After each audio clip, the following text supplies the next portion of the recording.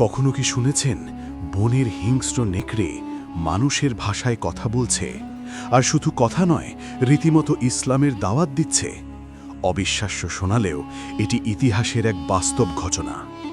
সাহাবী উহুবান ইবনে আউস তখনও ইসলাম কবুল করেননি। মরুভূমিতে তিনি ভেড়া চড়াচ্ছিলেন।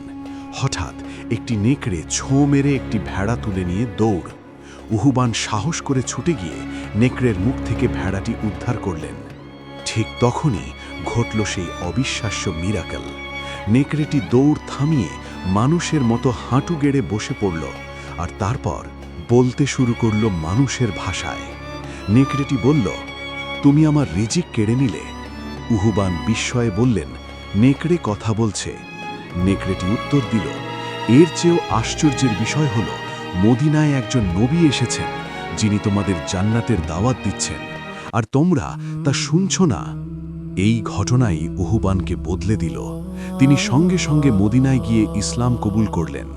মুসনাদে আহমদে বর্ণিত এই কাহিনী প্রমাণ করে, নবীজিকে এমনকি পশু পাখিও চিনত, কিন্তু মানুষ অনেকেই চিনতে পারেনি।